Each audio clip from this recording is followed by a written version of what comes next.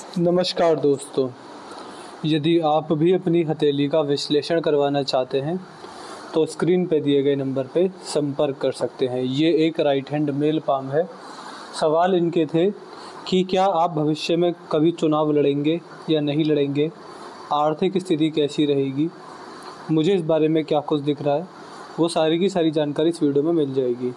देखिए, चुनाव तो कोई भी लड़ सकता है। आपको पूछना था कि जब आप कभी भी चुनाव लड़ेंगे तो जीतेंगे या नहीं जीतेंगे, तो इस बारे में भी बता देंगे कि आपके हाथ में चांसेस क्या हैं क्या नहीं है। तो चलिए दोस्तों, इनके हाथ में जो भी समझ में आता है, जैसा भी समझ में आता है, आयु को लेकर, स्वास्थ्य को लेकर, परिवार को लेकर, पुत्र प्राप्ति को लेकर भी पूछा इन्होंने, तो जो भी दिखता है वो सारी की सारी क्लियर कट जानकारी इनको इस वीडियो के अंदर ही पहुँचाने की कोशिश करते हैं। सबसे पहले यहाँ पर देखिए दिखती है धनुषाकार रेखा।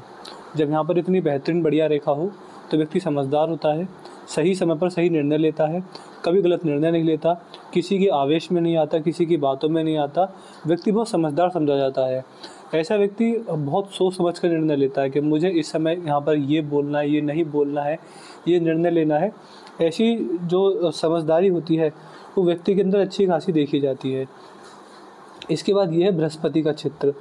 ये व्यक्ति का धर्म और अध्यात्म के प्रति झुकाव दिखाता है। यहाँ पर ऐसी कोई भी गड़बड़ वाली रेखा नहीं है। ऐसा व्यक्ति जितना अपने गुरुओं का, अपने माता पिता का सम्मान करता है, सेवा करता है, ऐसा व्यक्ति जितना अन्न दान करता है, वस्त्र दान करता है, गरीबों के काम आता है, पशु कल्याण, जन कल्याण के कार्य करता है, तो ऐसा व्यक्ति जीवन में गृहस्थ में रहकर भी मोक्ष और मुक्ति का अधिकारी बनता है। बृहस्पति पर्वत से हम ये भी समझते हैं कि अगर किसी भी जातक को मोक्ष और मुक्ति चाहिए तो उसका रास्ता क्या है। अगर व्यक्ति गृहस्थ में है तो यही रास्ते आपके हाथ में बृहस्पति पर्वत से दिखाई पड़ते हैं, जहाँ पर आप आध्यात्मिकता में जा सकते हैं और धार्मिक हो सकते हैं। भगवान का नाम जाप इसमें विशेष माना गया है। तो ये कार्य करने के साथ साथ ईमानदारी के साथ जीवन जीना और जिन भी भगवान को आप मानते हैं, जिन भी भगवान की भक्ति में आपका मन लगता है, उनका नाम जप आपके जीवन में मोक्ष मुक्ति का मार्ग का एक कारक बनता हुआ देखा जाएगा। ये लक्षण मुझे आपके हाथ में बृहस्पति के क्षेत्र पर दिखाई पड़ते हैं। यहाँ पर अगर साइड में आएंगे तो ये होता है शनि का क्षेत्र।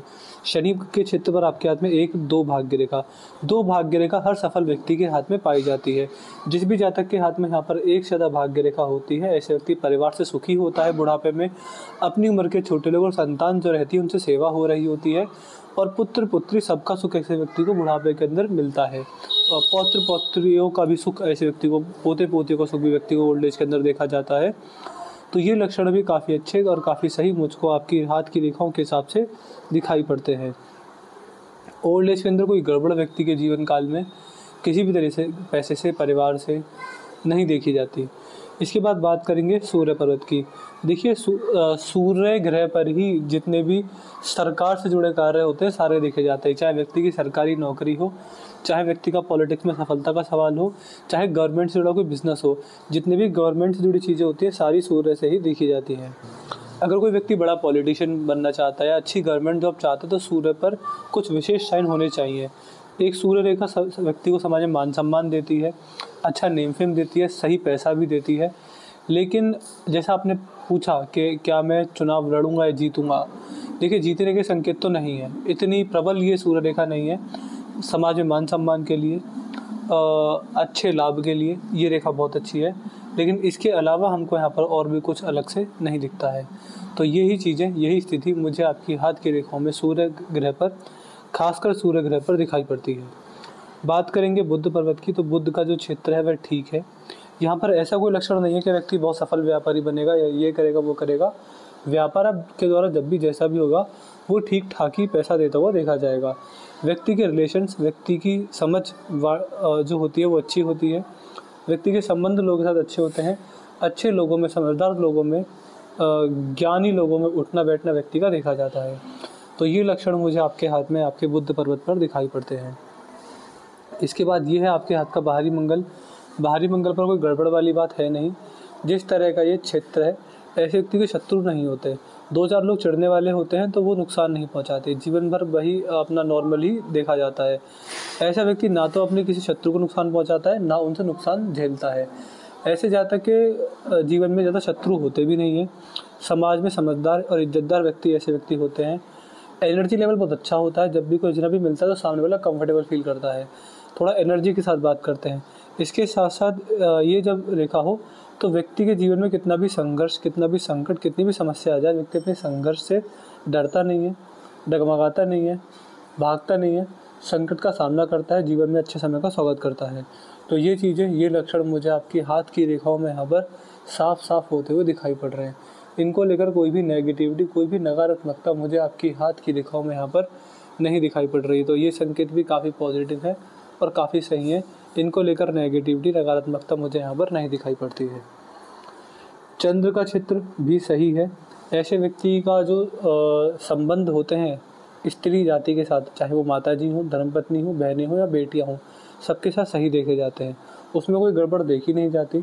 मन व्यक्ति का शांत होता है। जीवन में टेंशन कितनी भी ले ले, लेकिन एट द एंड व्यक्ति को मानसिक शांति मिलती है। स्वभाव में शीतलता, चंचलता देखी जाती है। स्वभाव में ठहराव होता है। ये लक्षण मुझे आपकी चंद्र पर्वत पर, आपके हस्तरेखा में जो चंद्र पर्वत है वहाँ पर दिखाई पड़ते हैं। ऐसे इसके बाद बात करेंगे आपके हाथ में यहाँ पर केतु का क्षेत्र।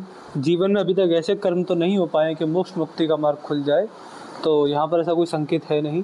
राहु का क्षेत्र ठीक है, बढ़िया है। आपके हाथ में एक चीज़ अच्छी ये है कि देखिए, जो आज का समय है वो ऐसा है कि अगर मैं किन्हीं भी 100 व्यक्तियों का हाथ देखूँ तो 60-65 लोगों के हाथ में राहु का दोष होता ही है।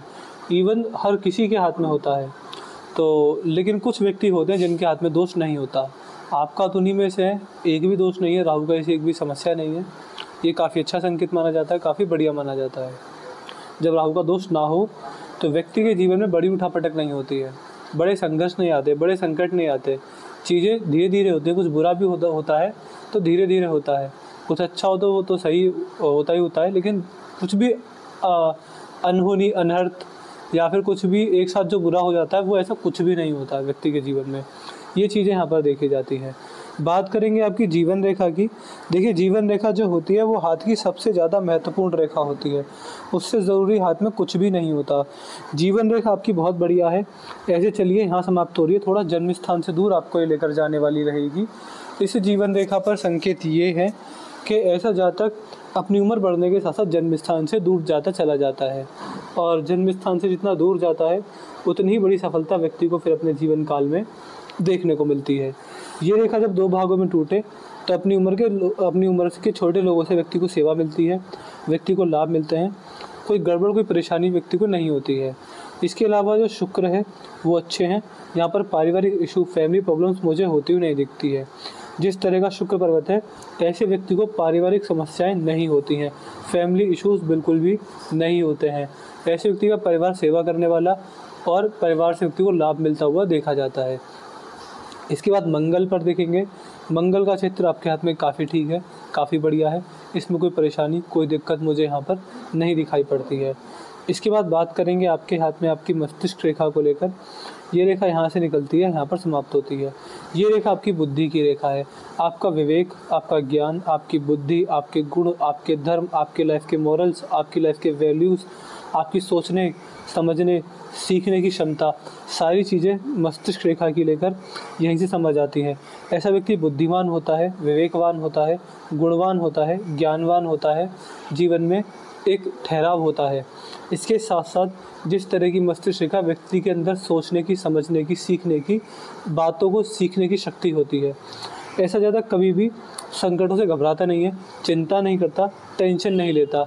मस्तिष्क रेखा को लेकर जितने भी शुभ लक्षण मुझे समझ आते हैं वो सारे के सारे मुझे आपकी इस रेखा पर दिखाई पड़ते हैं। बात करेंगे यहाँ पर हृदय रेखा को लेकर, तो हृदय रेखा भी शुभ है।